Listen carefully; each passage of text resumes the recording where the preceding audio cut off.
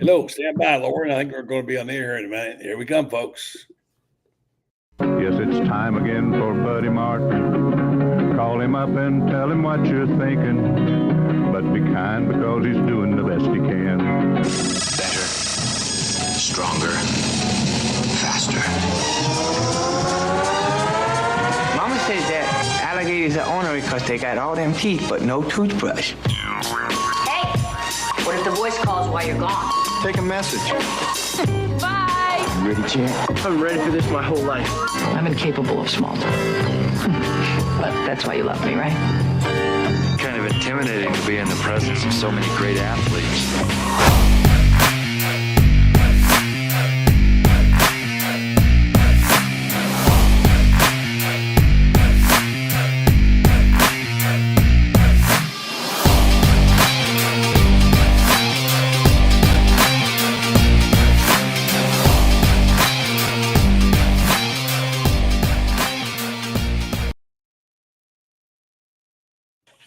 Evening and welcome to a Melville Law Monday. I'm Buddy Martin. Where's that coming from? You got your phone on? Loren Meadows? Not me. No. Let's see. Maybe it's me. Let's see. Yeah, we were a little tardy there coming on the air because we had a hiccup. Yeah, I think that's you, buddy. We'll be here and There we go. executive producer tonight. Well, look, it'll be your burden to carry. Okay. Tonight, a lot of people don't believe this, and we're actually first cousins. But anyway, my cousin Loren is carrying the ball tonight, and he's going to fill in. I'm on this alleged vacation. You know, I say alleged because I ain't getting off tonight. yeah, we tried. Loren's scheduled to be on his regular show, Lowdown, and that show is going well. But before I go any further, I just want to say a couple things. I'm in Ocala. Many of you know I split time between Panama City and Loren, and Ocala. I was thinking Loren coming to Ocala, but he didn't make it this time. A lot of things going on with everybody. Loren's got a new job, and he ain't leaving us. He's lifetime.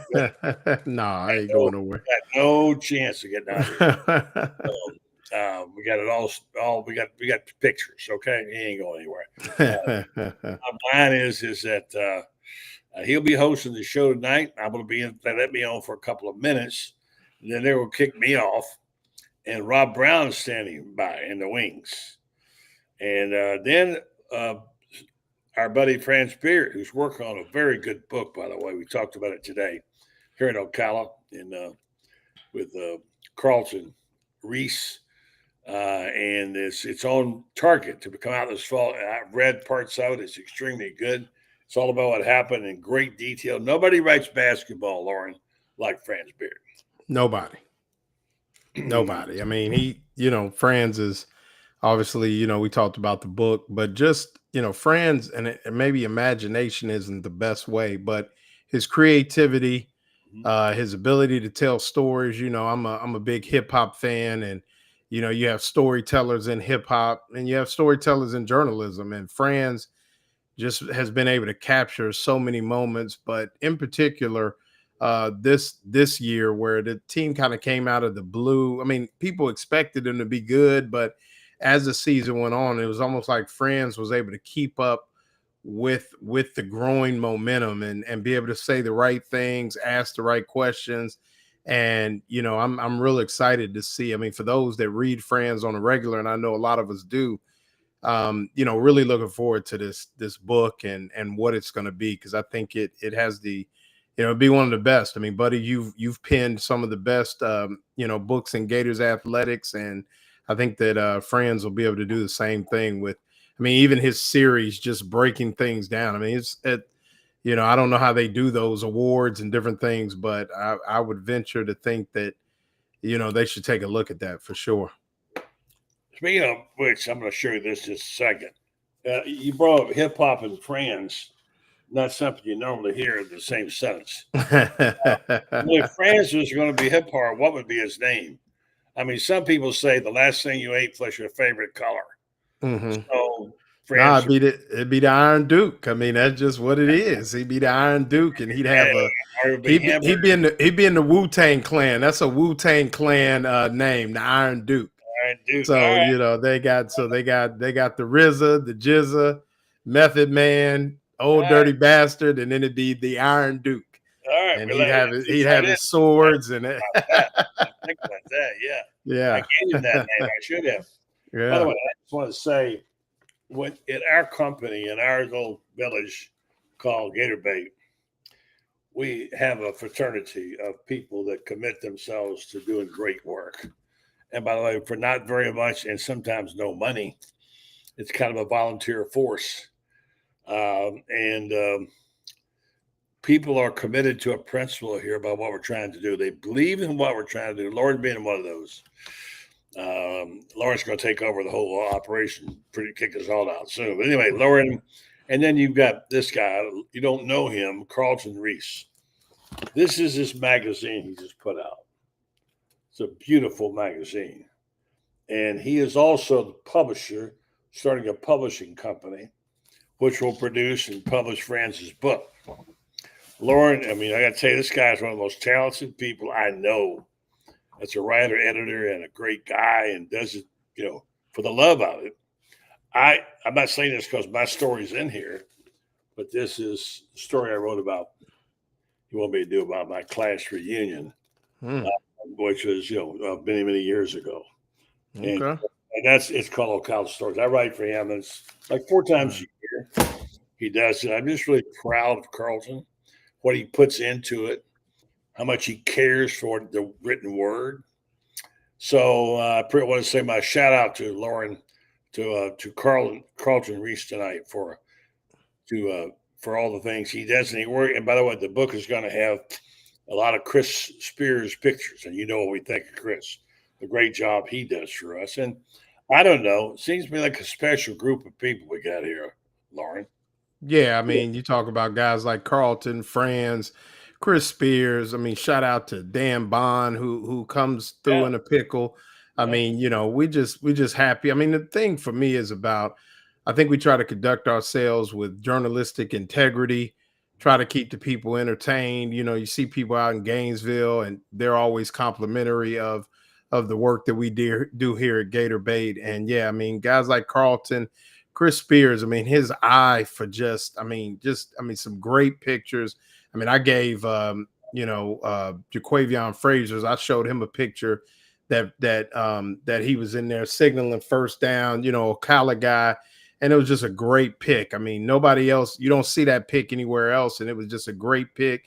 Had Graham Mertz in the background. I mean, it's just a great eye. And yeah, I mean, just what we do here, I think is just built on honesty and integrity. And yeah, I mean, it's a great group of guys. And forget about the money and things like that. We do it for the love of sports, the love of the Gators. I mean, let's face it. I mean, we try not to be homers, but we are. And yeah, I mean, it's just a great group. I mean, great group of guys. Brendan, Rob Brown from afar. I mean, these are long-lasting friendships, relationships that maintain themselves forever. And so, you get great guys, and I mean, it just all comes together, and we keep it rolling. So I think that's shout out and to everybody that participates, because people come and go, but the Gator Bait name and the quality remains. And that's a shout out to you for picking good people and identifying, solid, guys and gals in the past. And, we want to keep it going. Yeah, thank you. It's a nice words. And by the way, we're going to have just a minute. Rob will be here. We started on we want to leave Rob out. It's been an important addition. We want to bring him in here just a second. So you'll be carrying the show tonight. I tell people to wait to talk baseball. That's him. The baseball team is going up to South Carolina. Yeah. I wish they'd gotten the host. They didn't. And the softball team is going to Oklahoma, which is kind of like going to the death chamber. But nonetheless, I watch so much baseball. I think I watched 10 baseball games during the tournament. Wow. I mean, I just kept watching it. And so a bunch of baseball games. And so proud of what Florida did. And so much, and the level of baseball is so good in the SEC, as we know. We have all that information. Franz has got it. He's got every district, every game or whatever. He'll go over that with you at 9:30. Meanwhile, Rob will join you to talk about Greg Sankey kind of getting a little bit hot under the collar today in Destin. Not wanting to hear some of the stuff people are throwing at him. You'll talk about that here on Meldon Law. And by the way, the people that we have as sponsors fall right into that same category. Absolutely. They're invaluable. And their support has been invaluable. And nobody more than Meldon Law. So let me just say that Meldon Law has supported this program for a long time. We are so grateful for what he does for us and what he does for the University of Florida.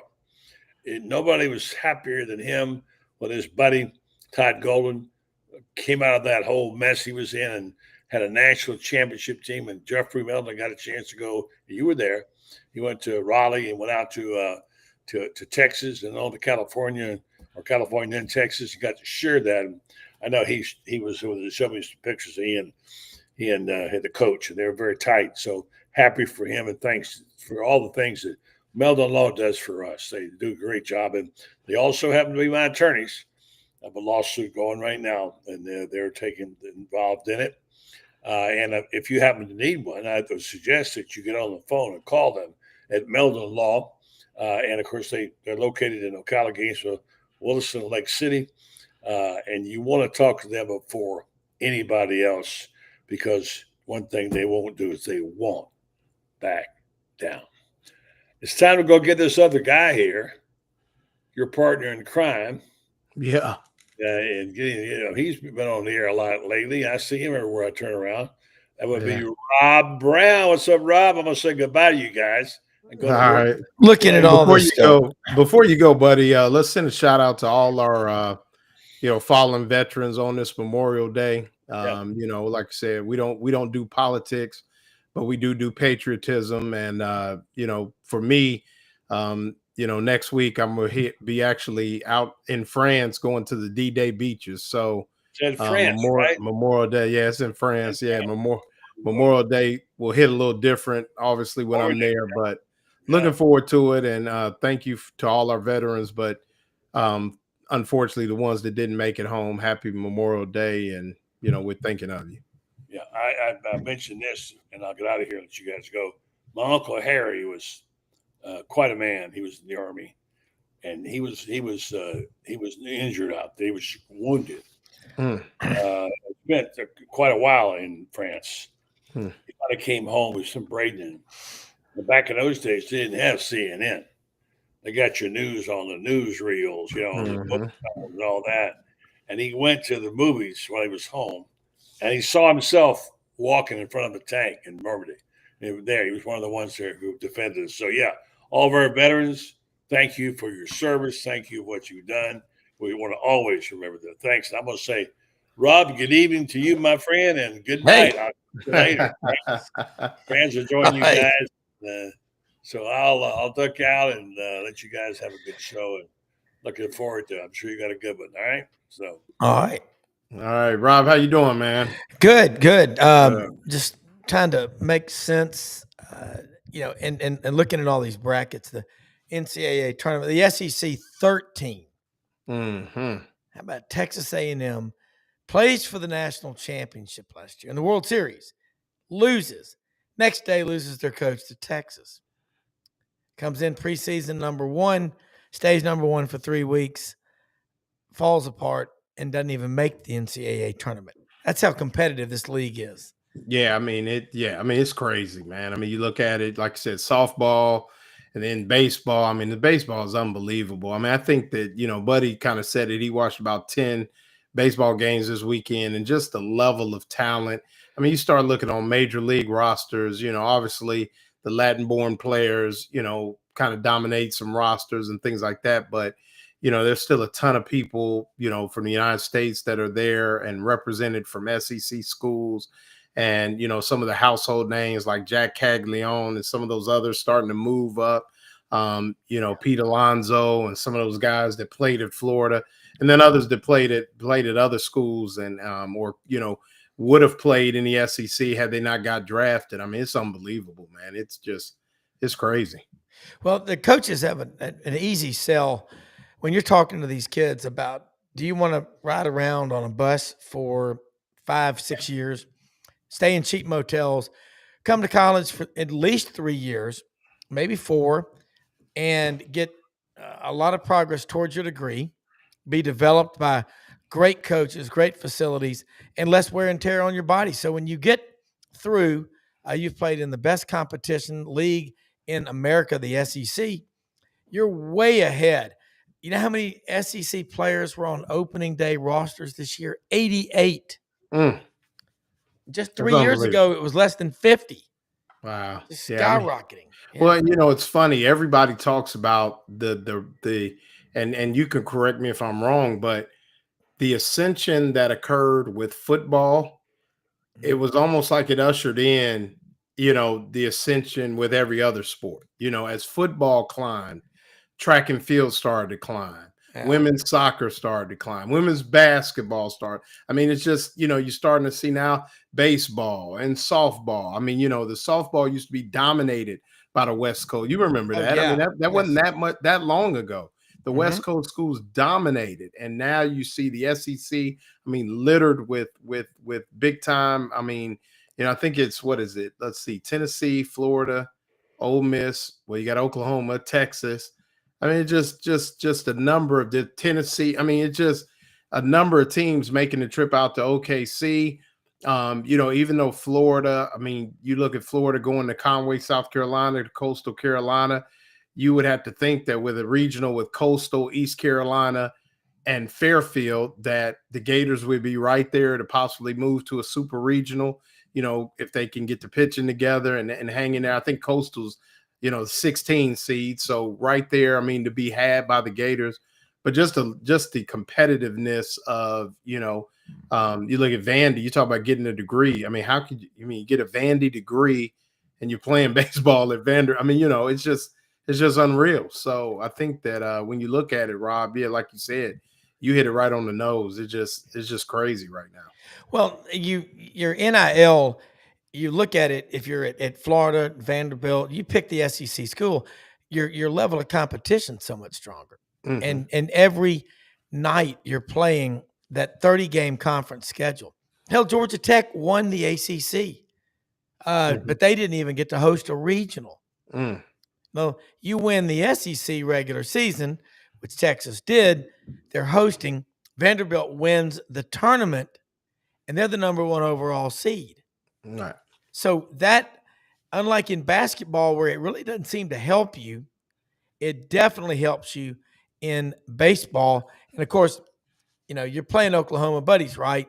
I mean, you're walking the green athletic mile when you go out there. Patty Gasso, Oklahoma, going for their 5th straight College World Series in softball in Bricktown, Oak City. That's an exciting sport. I find myself going back and forth with baseball and softball. Right. And I'm not going to make the mistake of saying the women's softball, because there's no beer gut league for the men. Yeah, it's just softball. Yeah, it's just softball. It's Yeah. softball. Yeah, I just say softball. Men's softball. Yeah. You didn't say it, but I catch people. I tell you what, I think Florida is so good in everything. 268 SEC championships. So over 100 more than the second place program, Georgia. But how many College World Series is Kevin O'Sullivan? 7 or 8? Yeah, something. I mean, friends with, or Dan Bond, get Dan Bond on it. But you get lost in it. You know what I'm saying? It's like normal. It's just a thing. Like, it's like Mouse Holloway and track titles. I mean, you 14. just get, I mean, you just get lost in the, like I said, it is the everything school. But, speaking of the SEC, did you see where Sankey kind of fired a shot across the bow a little bit to the other conferences, where I guess it was insinuated that the expansion of the SEC and maybe pulling from teams that geographically may not be considered. I guess that was the rallying cry that, they want the SEC to kind of stand down for what would be considered good for college sports, I guess, is what I gathered. Well, this league has a contiguous footprint, as evidenced by the map over my left Correct. Yeah. shoulder. Yes, Yeah. yeah, there we go. Yeah, I'm looking backwards, Loren. Right. No, I got you. You on it. You got it. But look, it's all connected. And I have this theory. The next time the SEC expands, they're going to grab Notre Dame. Because Kentucky and Indiana, you know what they call it up there in Louisville and Terre Haute and Evansville, Kentuckiana. That's what they call it. Right. On great radio stations like 840 WHAS Louisville and 700 WLW Cincinnati.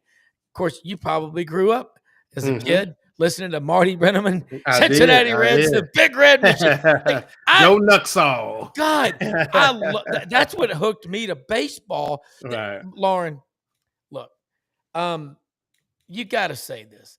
There's not a better sport on radio than college or Major League Baseball. Is there?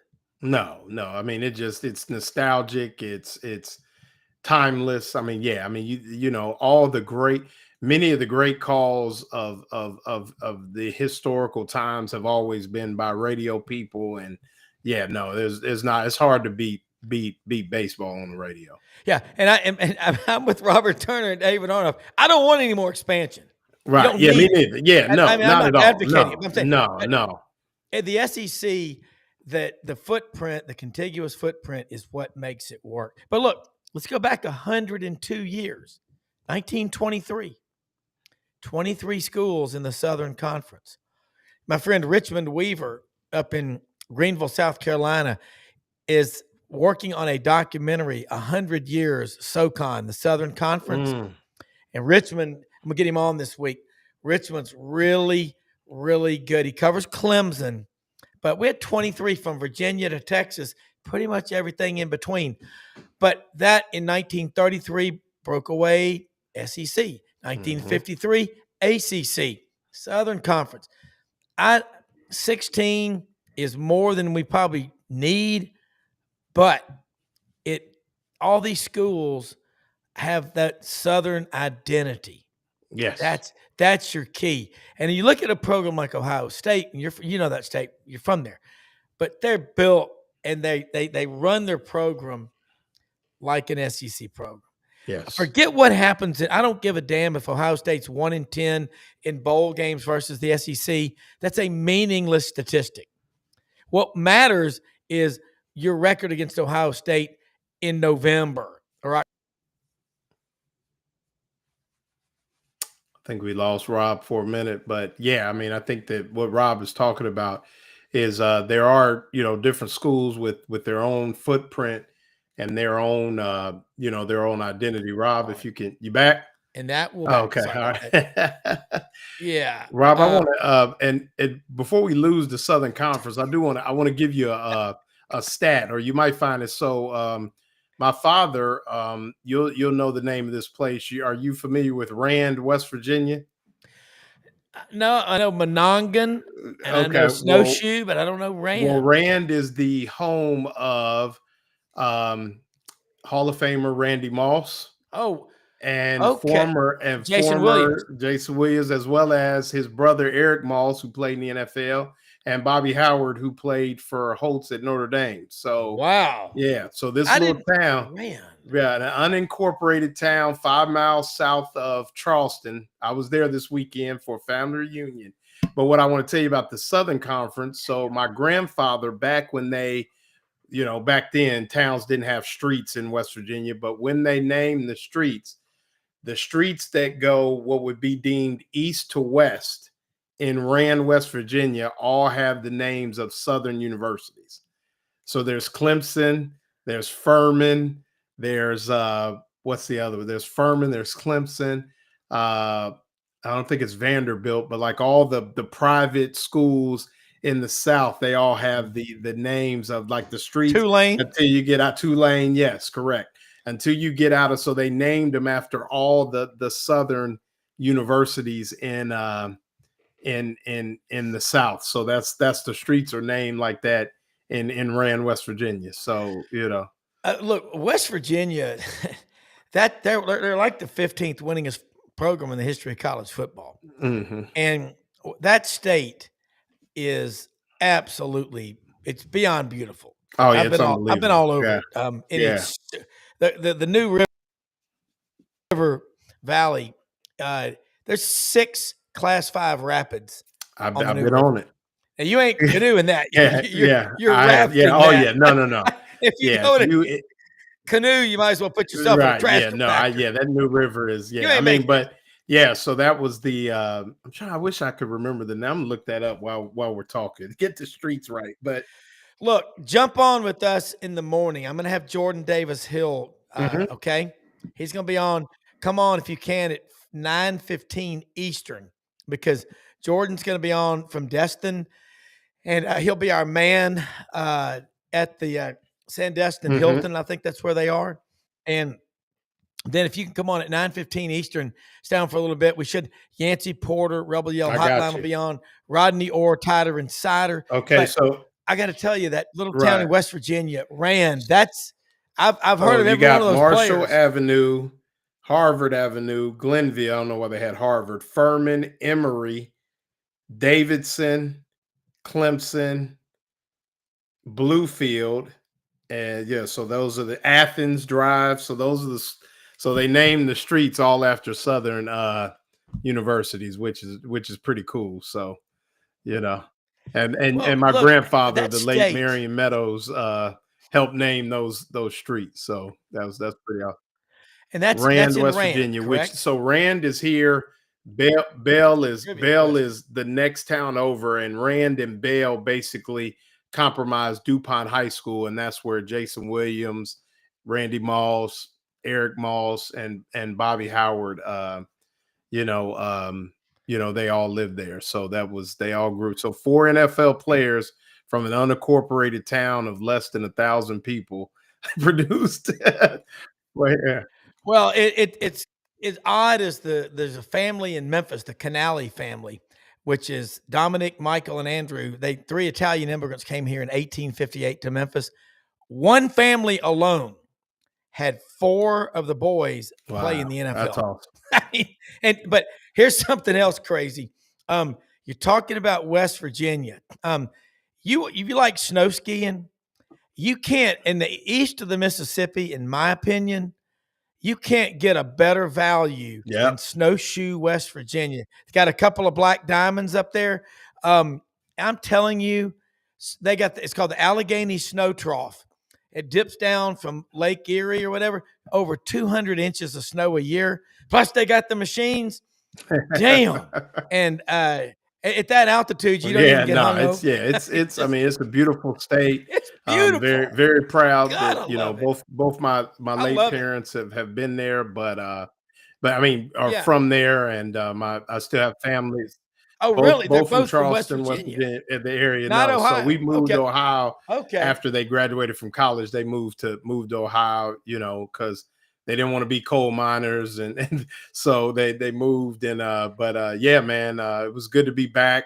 Shout out to the late Eric Moss, Randy's brother, who unfortunately passed away as a contemporary of mine. But just shout out to the good people of Rand, West Virginia. It was good to be back, and always good to see family. And they're watching the show and big fans of ours. So with that, we're gonna bring in Franz Beard. I think is going to join us, and Franz will be able to drop all the knowledge on us about this baseball, what's going on with softball, and then he's got a book coming out. Franz, you there?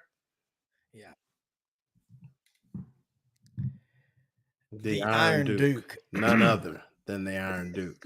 But yeah, so but anyway, yeah, I mean, and before we get there, while we're waiting on Franz, did you see that Under Armour or Auburn, your Auburn guy, Auburn will be canceling their relationship with Under Armour and coming to the dark side, or the light side, the Nike.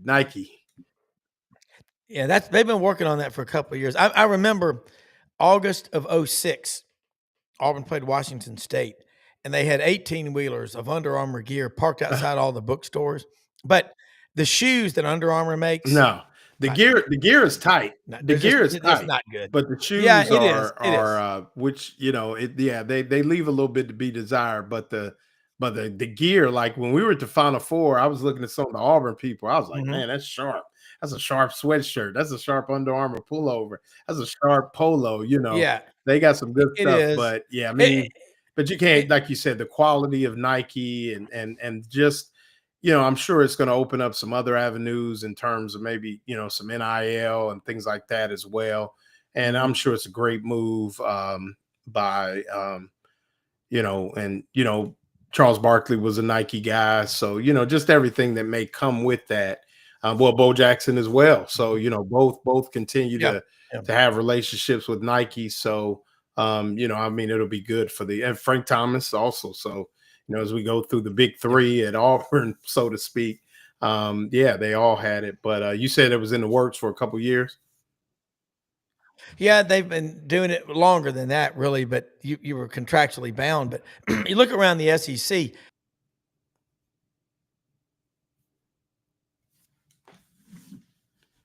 Still missing. I guess we're missing Rob again, but. All shoes were just not good. I don't know. We get my audio up here for a second. Waiting on Franz. He must have been some technical difficulty. I want to mail. Here he is. He want to talk some baseball. Gators going up to South Carolina. Let's add him to the group. What's up, Franz? Hey guys. We talking gear for a minute. I don't know if you saw Under Armour switching to Nike. So just another feather in Nike's cap, and the former, you got Bo Jackson, Frank Thomas, and Charles Barkley, that had starts Auburn switching to Under Armour. So, but yeah, Franz, how you doing? Another day in paradise, guys. All right, how you? So before I go, I want to say, tell Franz about his new hip hop name. The Iron Duke. The Iron Duke. If Franz was in the Wu-Tang Clan. That would be his hip hop name. I said one of the great storytellers of our time is Franz Beard. I said I like hip hop and I like storytellers. And Buddy said, well, what would Franz's hip hop name be? I said the Iron Duke. He'd be part of the Wu-Tang Clan. You got the RZA, the Jizza, Old Dirty Bastard, Method Man, and the Iron Duke. You'd have it all. Ghostface Killer. You'd be right there with right over the top of my head. But man, so Franz, kind of an up and down year for the baseball team. Kind of finished strong, was right there with Ole Miss in the tournament, set to make a run, but unfortunately won't host the regional. But I think sets up pretty nice. I mean, they got the 16 overall seed in Coastal Carolina, so headed to Conway, South Carolina to play Coastal, East Carolina, Fairfield, and rounding it out is the Gators. I mean, what do you think about that region? Well, Coastal's the 13 seed, and they'll play. If they win, they're going to go to Auburn, which is if Auburn wins, though. That's if Auburn wins. Auburn's going to win that regional. Auburn will win. They better that regional. It's going to set up but Florida's Coastal's got some pitching. My goodness, Coastal is second in the nation in ERA, and they're going to start a lefty in game one. And this is the thing. Everybody can say, well, it's Fairfield. You got to pitch your ace game one in any regional. And the reason you got to do that is because you cannot afford to go straight to the loser's bracket. Yeah. It's the format's really good if you can because you can get through this thing with 3 pitchers and 2 relievers. If you get into the losers bracket, now all of a sudden you've got a lot of pitching you got to come up with, because you're talking about you got relievers, etc., like that you could be playing 5 ball games, and 5 ball games, it just doesn't cut it, because let's say you win your first game and let's say you lose the second one. Then you got to win again that day, and then you got to win 2 the next day. 5 games in 3 days is, I mean, I realize these kids play multiple games when they're playing travel ball, But at this level, with the kind of arms you're facing and everything like this, and the kind of talent you're facing, it's a real struggle. I mean, you better be ready. And I got to tell you, Coastal's got a lefty. My gosh, he is so good. He pitched a game earlier in the year. He had like 19 strikeouts in 7 1/3 innings, and that was against let's see, what's his name? Jacob Morrison's his name. Oh yeah, I mean he can flat out fling it. He had 19 strikeouts though in 7 1/3 innings in one ball game this year. And that's pretty stout. Right. Now, didn't Coastal win it? When did they win it a couple years back? 2015. They won it in 2016. Okay. 2016. Okay. 2016. They beat the Gators, who were number 1 in the country at the time. I mean, my goodness. This is a really thing. The guy I'm thinking about the pitcher I was thinking about, Jacob Morrison's 11-0 with a 1.9 ERA. The Gators will face Ethan Norby. That's who I was thinking about from ECU. He struck out against Coastal back in March. He struck out 19 in 7 1/3 shutout innings. Guy can flat out fling it. So this is the kind of pitching you're going to face at this level, and you've got to go with your ace in game 1. I don't care. You may be playing the New Riders of the Purple Sage, as your first round opponent, but you can't afford to get into the losers bracket. I mean, my gosh, you get in the losers bracket game 1, you got to play 2 games on the second day, 2 games the third day, it just doesn't add up for your pitching. So, but this sets up good for Gators as well, because you got Liam Peterson, who's a solid 97, 98 mile an hour guy. He'll go first game. Then you're going to come back with Aiden King, who I thought at the end of the year was the best pitcher in the SEC. You look at what he did as a true freshman, 2.9 ERA, 6-2 record, beat some really good ball clubs down the stretch. Florida won its last 6 SEC series. I mean, including at Texas. This kid Aiden King can really throw.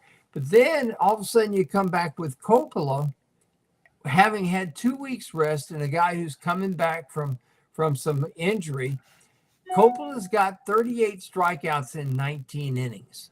He's 3-0, 6'8.5", 230 pounds, lefty, who looks like he's that far away from home plate when he releases the ball at 95 miles an hour. So is he coming back? Is he back? Coppola's back. Coppola's been back. Coppola's been back. They got him up to 50, 60 pitches now. So given him a couple of weeks of rest, he could probably, if he could give the Gators 5 or 6 innings, and what you worry about with a guy like that is he strikes out so many batters that you run the pitch count up high. This is the one cool thing about these guys who throw sinker balls. You look at him and you say, well, gee, the guy only strikes out 3 a game. Yes, but he gets 15 ground outs. Yeah. Right. And so this is the thing. Now you win this region, then Florida's got to go to Auburn and face Butch Thompson. And Butch is Butch is one of Rob's buddies. And I got to tell you what, he's got a really well-coached team. And you put them at home, and my gosh, they'll give anybody a fight at home. They're one of the best home field teams in America. So it sets up well for Florida, but you look at who you got to play at the same time. Goodness, Coastal should have been a top. Coastal's won 18 ball games in a row. They should have been a top. They should have been a top 8 seed. Yeah, they really should have. But the problem is they're in the Sun Belt, so everybody says, okay, they add 5 to it, So if you figured you would be a 6 seed and you're from the Sun Belt, they say, okay, that makes you an 11. Southern Miss is also from the Sun Belt, and Southern Miss is hosting. They're the 16 seed, and I got to tell you what, Vanderbilt, they're going to win. Southern's going to win, and then they're going to go to Vanderbilt. And I got to tell you what, Vanderbilt better watch out, because those guys swing the bats. They hit a lot of home runs, and they do not make errors. This is the other thing. This is the one thing that really worries me about Florida, because they're going to get Shelton back, and Shelton will make a difference in their defense, but they still have made too many errors. And you get into a short series, and you can't give games away. You just can't give games away. Well, Robert Turner poses a good question. I'll pose it to both of you. He says, Rob, I'm curious on your take on who's the best SEC baseball team. And I will disagree with you, Robert. I think UA Under Armour shoes are terrible, but answer Robert Turner's question. We'll start with you, Rob. Right now, even though Vanderbilt the best team in the SEC right now, or would you go with another? Is Texas, who won the regular season? Who's the best in the SEC right now? Well, Vanderbilt with Tim Corbin, to me, is the best program. They're the best program, and the SEC's won 5 straight College World Series baseball national championships. Last year, Tennessee, 23 LSU, 22 Ole Miss, 21 Mississippi State. You know who won it in 2020? Nobody. There was nobody. Right, but in 2019, who won it? Vanderbilt. Vanderbilt. 2018 was somebody, and then 2017 was Florida. Yeah. 2017 was Florida. And so 2 questions I got to ask. Kumar Rocker was pitcher of that in 2019. Really good. I don't know what happened to him in the majors. But, Franz, give me the number, the definitive number. How many College World Series has Kevin O'Sullivan taken to Florida to? 7 or 8 since he's been the head coach? This 8. God. Yeah. How long has he been there? 17 years? Yeah. Butch Thompson loves that guy. I just texted Butch to see if he can come on the show Friday. I got to ask y'all both. Tennessee, and my wife gives me a hard time. She's a Vol for life, but I still love her. But God bless you. That's right. Look, sorry. There were 5 guys off Tennessee's national championship team that hit 20 or more home runs that weren't back this year. Tennessee hit 122. Where do they buy their bats? Well, just curious. Yeah, I don't know. Sears? But you look at the number of home runs they hit at home and the number they hit on the road, and it's like 75% of their home runs are hit at home. That Lindsey Nelson ballpark is like, you don't hit those home runs at Vanderbilt.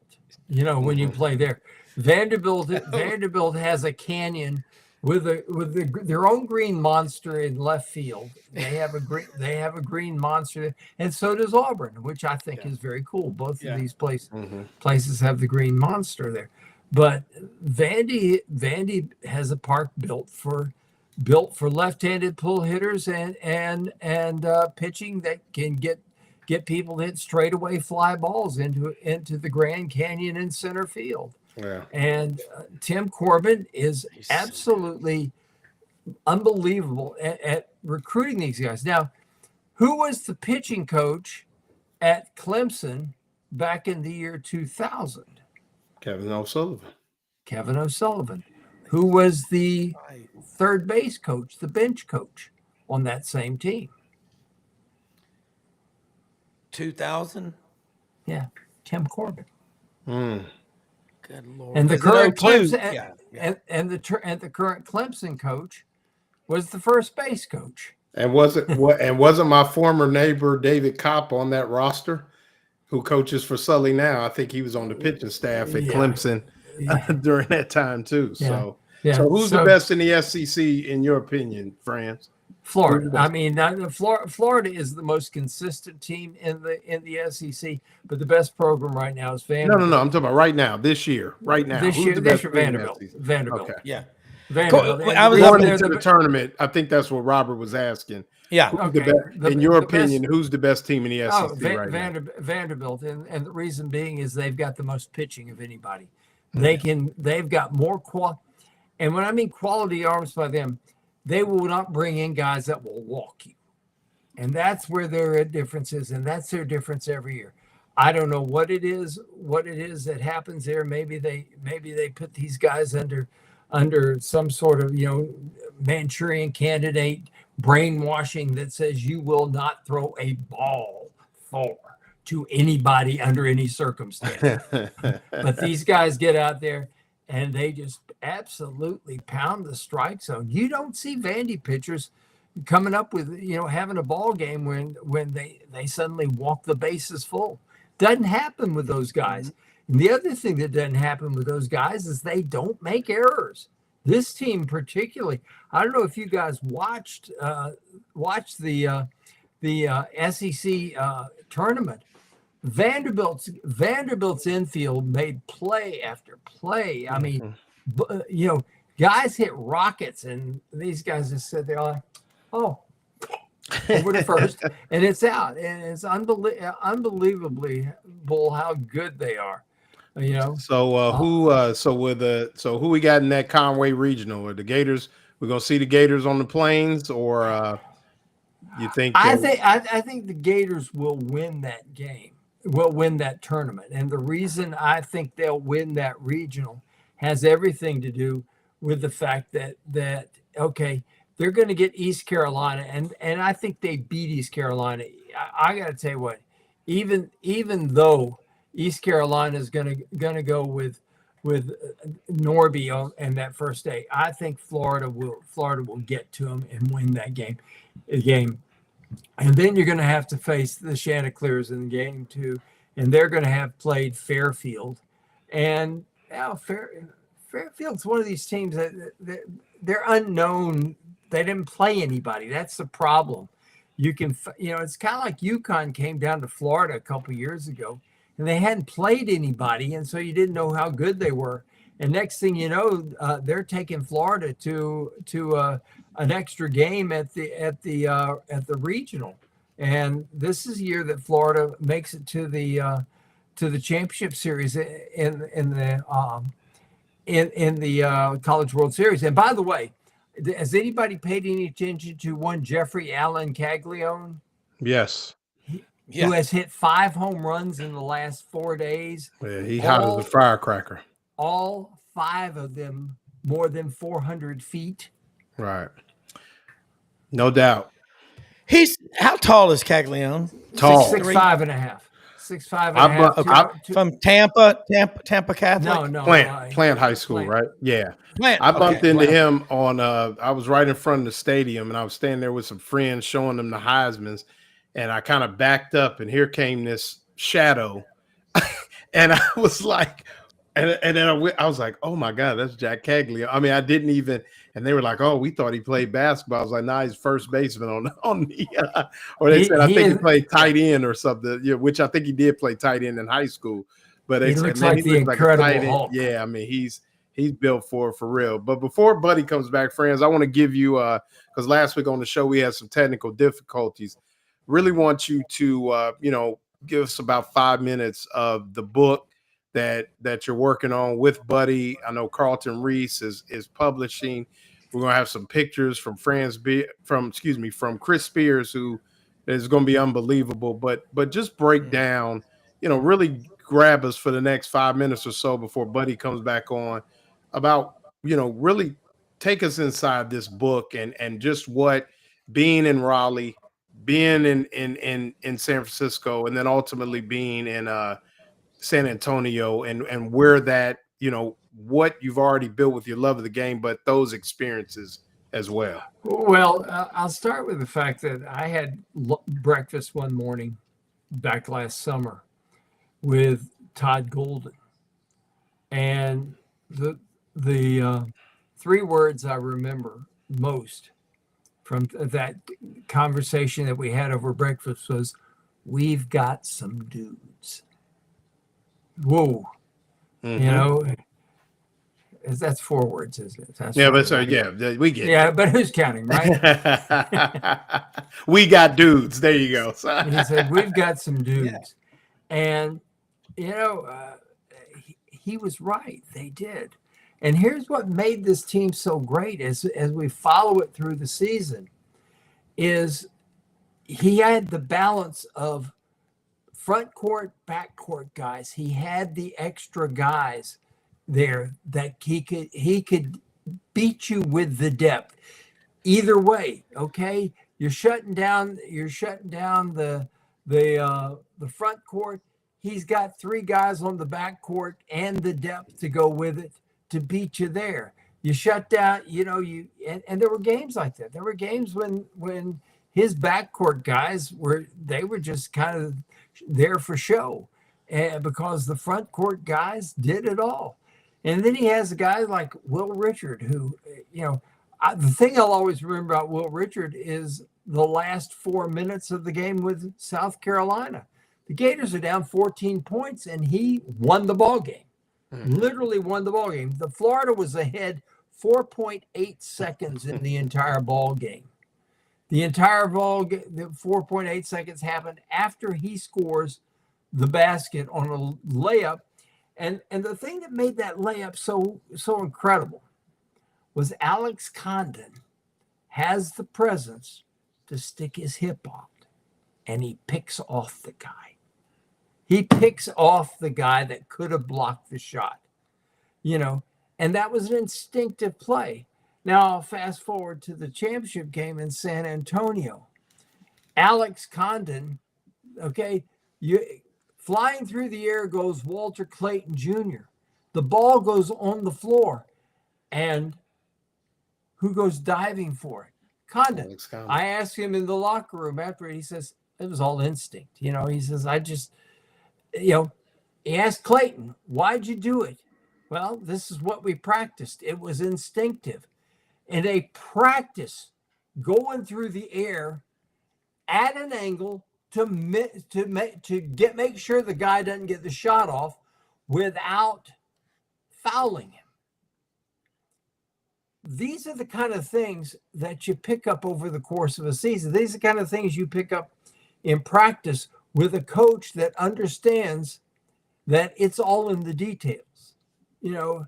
Everybody's got talent. The Southeastern Conference, I don't care who you play, everybody's got talent. Florida and Auburn made the Final Four because they had probably the 2 most detail-oriented coaches in the Southeastern Conference, right up there with John Calipari, who's a great, great coach. And trust me, if we hadn't seen the end of Arkansas, they're going to be really, really good. But these 2 guys are so detail-oriented. They teach little things like this. I mean, Walter Clayton Jr. goes in there. It's a combination of the details, the instincts. I'll go to the game in San Francisco against Texas Tech. Walter Clayton Jr. comes in there, and he misses a 3. Tommy Hawk gets the rebound. Walter deliberately takes it into the corner, knowing that they're going to draw the double team. Instinctively, Tommy Hawk goes to the wing.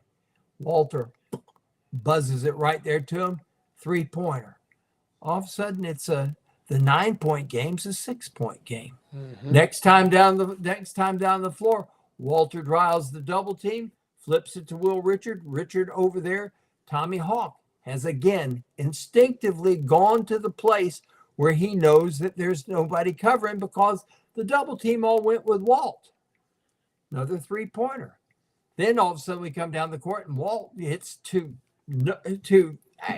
gosh, how do how do you describe shots that come, you know, the guy Curry and Curry's house. That's what it was. the guy sitting behind me, who's a Gator, and where we had the press row, and there's this guy sitting behind me, and I wish I'd gotten his name and everything, because Walter hits the first one, he says, "Holy!" and you can figure out the next word. Then comes the one when he dribbles in there looking for a layup. The layup's cut off, so he just bounces back to the basket, turns and shoots. Never looked at the basket, just turned and let it fly. Nothing but nails there. Boom, right in there. And the guy behind me says, "Man, he just pulled that shot out of his ass." Well, it wasn't there, but he pulled it out of the air, and it came from having cojones this big, because this is the kind of thing that I hope people will figure out in this book, and what I'm trying to do, particularly these last 3 weekends. You know, I lead up to the last 3 weekends, but actually the 4 weekends, because starting with the SEC tournament, this is when this team went from really, really good and turned that corner to greatness. And at some point in time, great teams make a decision that it's time. 2006, Florida has lost 3 games in a row. They make a decision on the flight back home. This has to stop now. By the way, that's exactly what I'm going to say. It's time. This is going to stop right now. Okay? I got to add one more thing. Go take it, make it quick. 2007, they're in a slump. Torian Green's dad, Big Sid, comes up here, and he's got a video showing, he said, "You guys were having fun before. You're not having fun. The crap stops today." And it did, and they didn't lose another ball game. All right. This team made the decision, and they did it. Right here, and the Wu-Tang leader himself. The Iron Duke. Great job, friends. Thank you, Rob, for joining. Don't forget, who's on tomorrow real fast, Rob? Jordan Davis Hill covering Georgia, Loren Meadows covering the Gators, Yancey Porter covering Ole Miss, Rodney Orr covering Alabama, and we'll have executive producer Brendan Martin covering all 16 SEC schools. We love them all. All right, and I want to thank this guy for covering for me tonight. I got a little time. Didn't get the full vacay in, but you know, a little bit of the time. And Lauren, don't forget Lauren's show, Lauren, tomorrow night. Check us out. Check us out. We got my man up there in the corner, my road dog, Rob Brown. We'll be doing a little softball with Kyle Crooks, and hopefully trying to get Jacob Rudger of Baseball America on tomorrow as well to talk a little bit more baseball tomorrow night. But that'll be the lowdown with Loren Meadows, 9:00 p.m. tomorrow night. All right, very good. Thank you, guys. Good job tonight. Appreciate it. All right. I want to tell you folks, we go off here tonight about our good friends at Titan MRI and Imaging. They, of course, are one of our fine sponsors here on the program. Just want to remind you, they're now called Titan MRI and Imaging. They acquired Highfield MRI and Joe Colorio. He started Highfield in 1997. Now he's back. Titan MRI and Imaging has 3 locations to serve you. 3 of them are in Gainesville, coming soon to Ocala. And we want to remind you folks, those locations are Park Avenue, of course, Millennium Center, and Lake City, serving all of Columbia County and Valdosta, Jordan. Titan MRI and Imaging offers the same great customer service they always have. You can take your insurance. They'll also let you opt into their easy pay plan and tell you how you can do that and make your payments. So, however, they have lots of options for you. And the biggest thing they have, the opportunity for you, if you can't get there at a certain time because you work, they'll custom make an appointment for you and allow you to come up there during the nighttime or whatever. Titan MRI Imaging. Check them out. 4 locations to shoot. Guys, great job. Good night. Happy Memorial Day, guys.